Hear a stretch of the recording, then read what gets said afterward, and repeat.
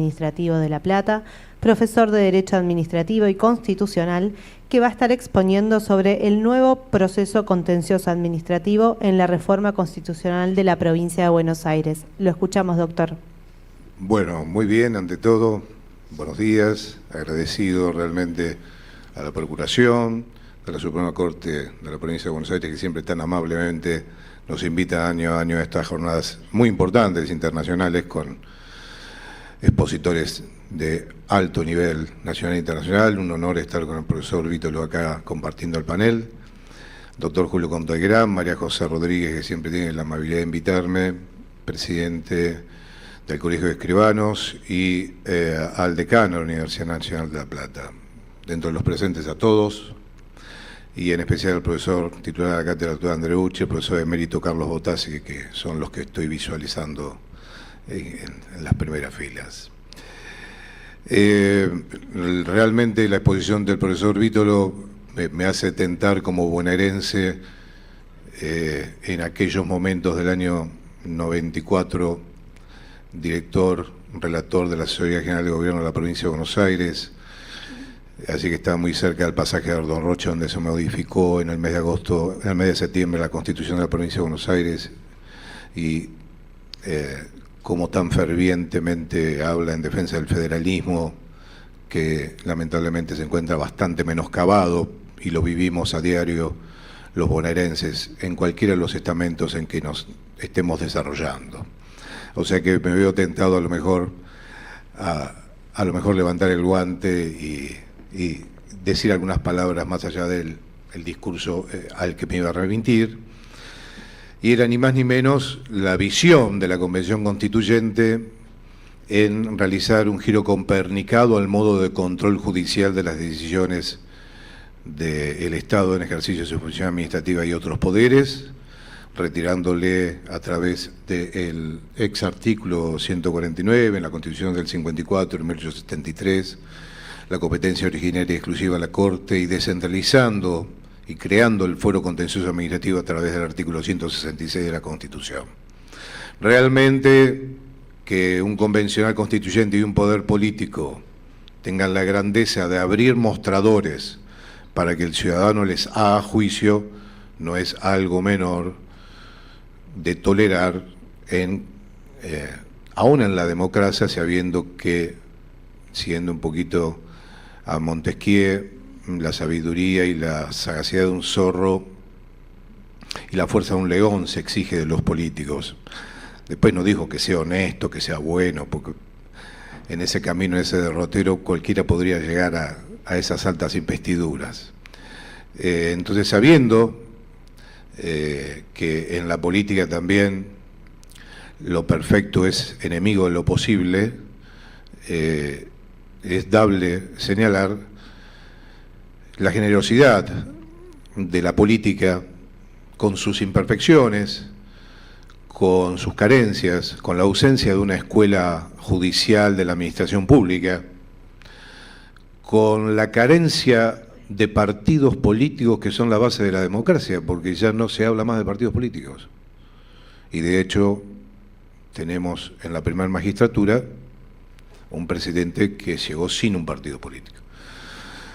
Entonces, digamos que el plexo constitucional, ese desideratum de valores que subyace en la cultura social de una nación, como decía Ortega y Gasset, que es el Estado, sino el espejo de la nación, y vosotros, argentinos, se empeñan en romper el espejo, decía.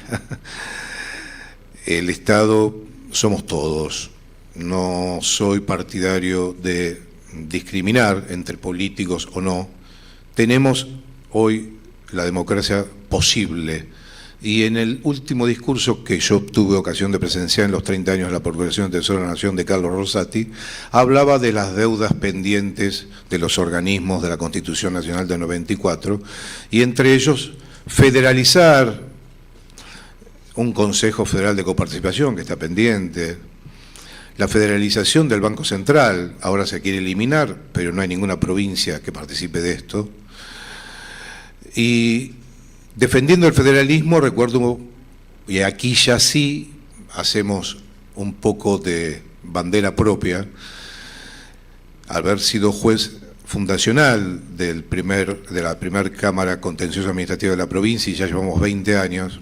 Agradezco la mención que hicieron exagerada, solamente eran los efectos de que tenga el certificado de asistencia, porque los jueces no podemos a la mañana, día de acuerdo, estar presentes en conferencia. Entonces, por lo menos, fírmeme, doctora Rodríguez, el certificado, si lo llevo a la corte, ¿no?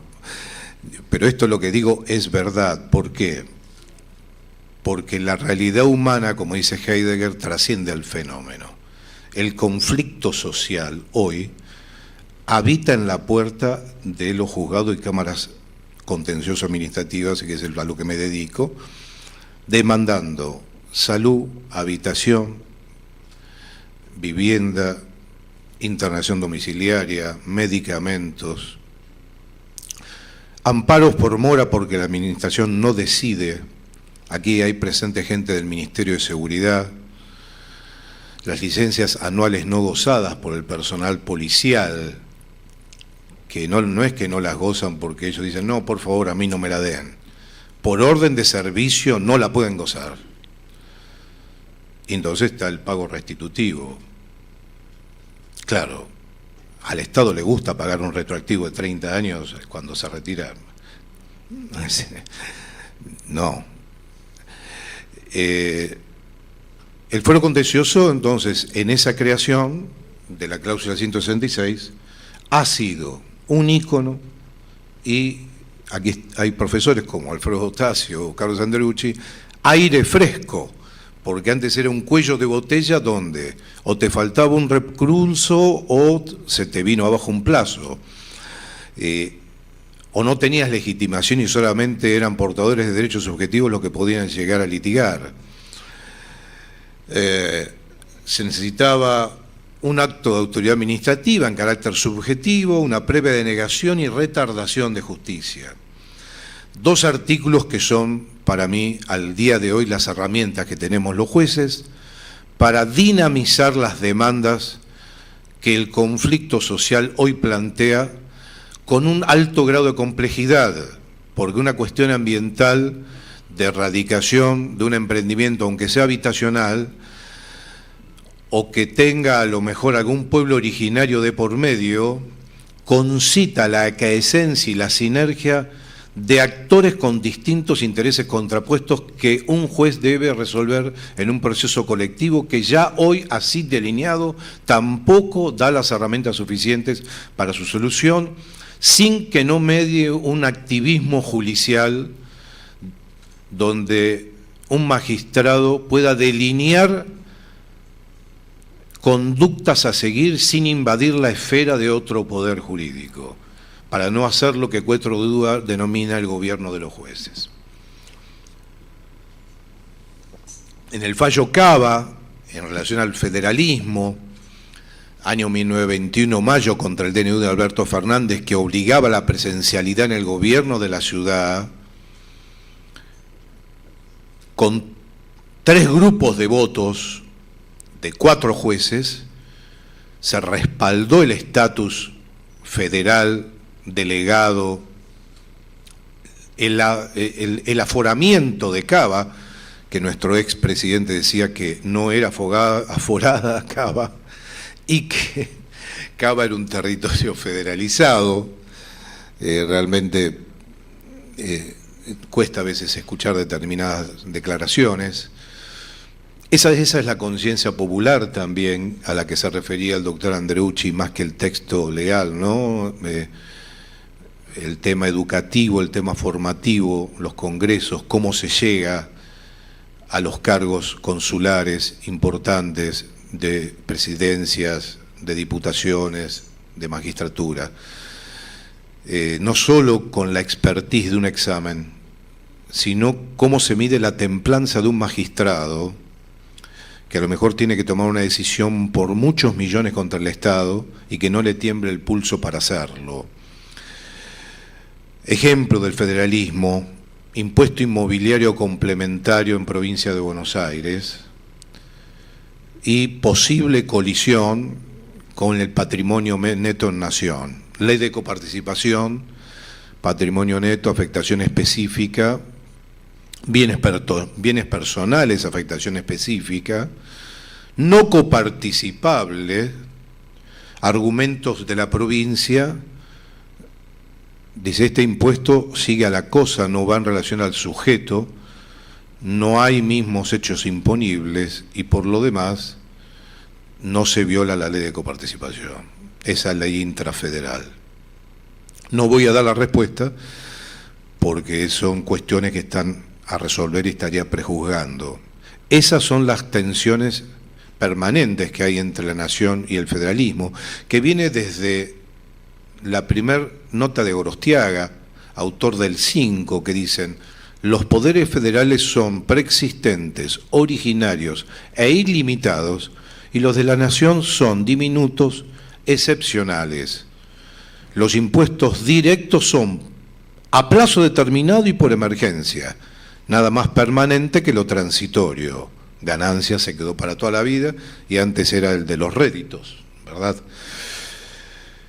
Entonces las herramientas que la Constitución de la Provincia de Buenos Aires nos ha dado a los magistrados, yo las celebro.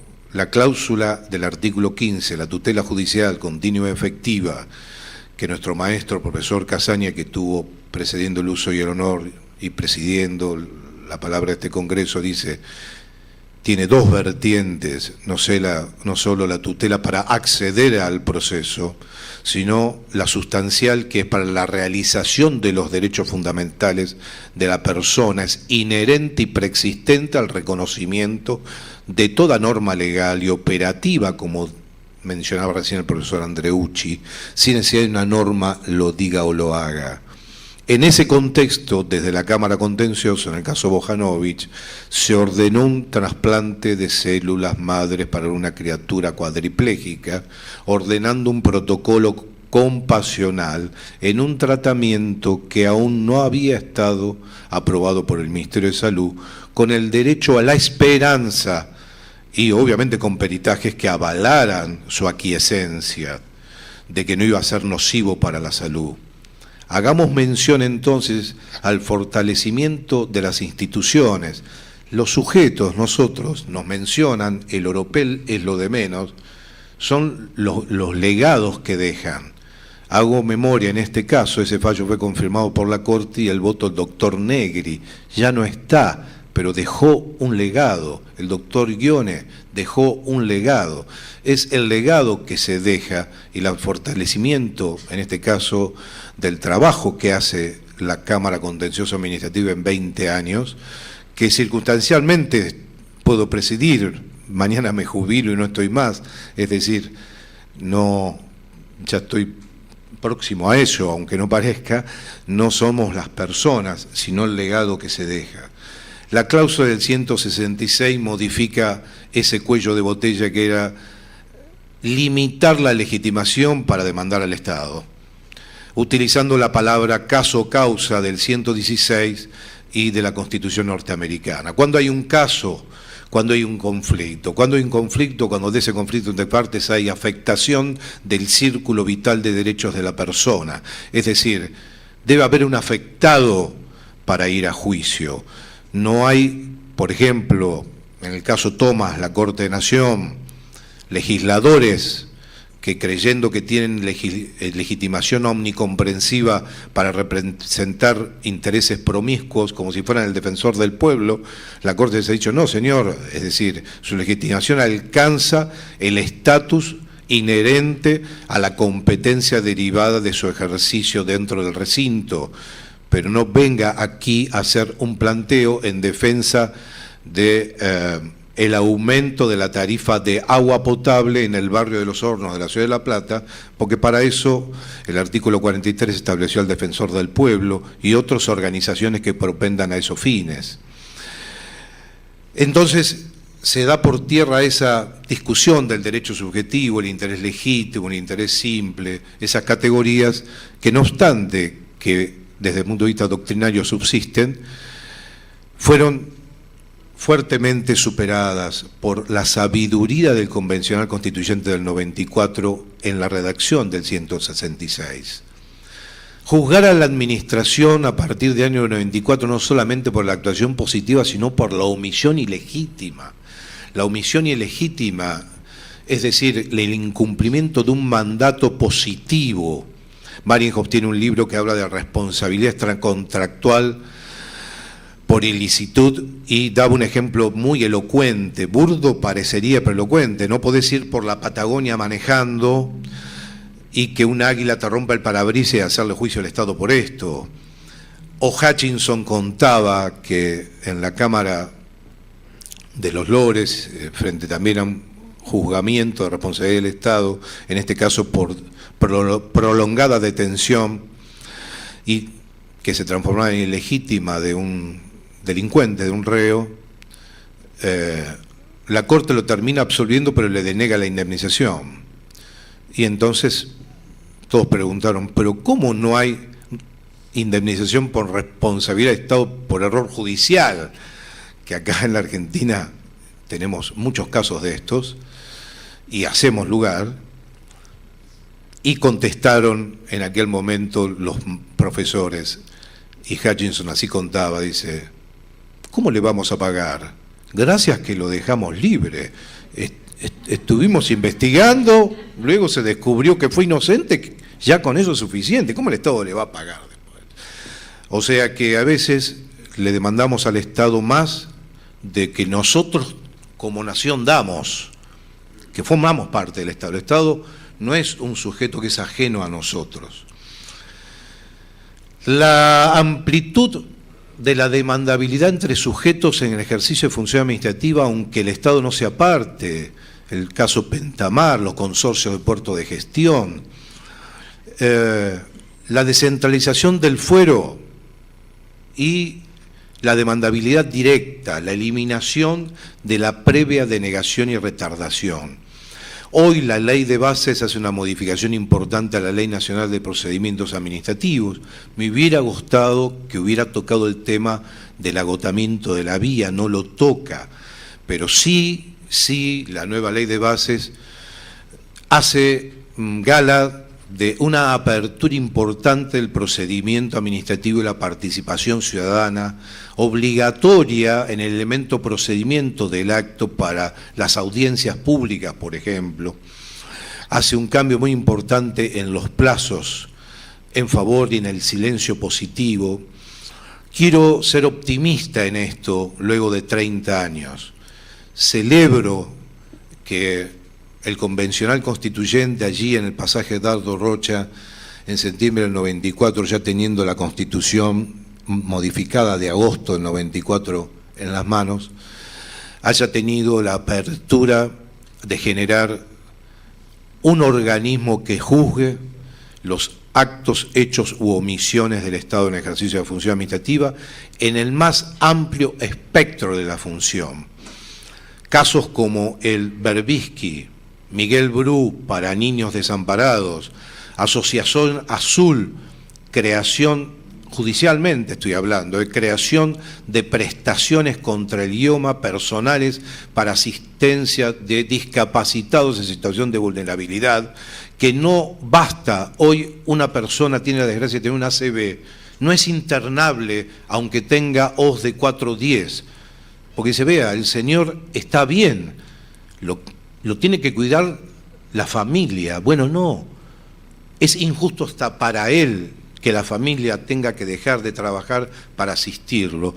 Esa creación de esa prestación fue en el fallo de Asociación Azul, que está en la Corte también de la Cámara Contencioso. Quiero decir que la virtud de los representantes judiciales, legislativos y del Poder Ejecutivo, que tienen por fin ser los que interpreten los valores que subyacen a las reformas constitucionales, son los que van a tener la inteligencia de validar y dar eficacia a todas las cuestiones pendientes que quedaron por resolver, incluida la del federalismo que mencionaba mi colega Vítolo.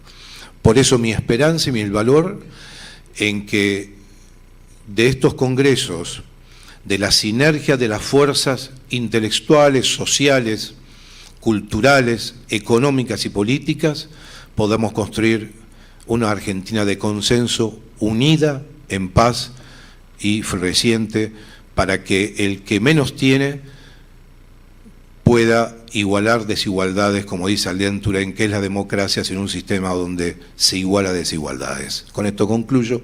Gracias, un placer.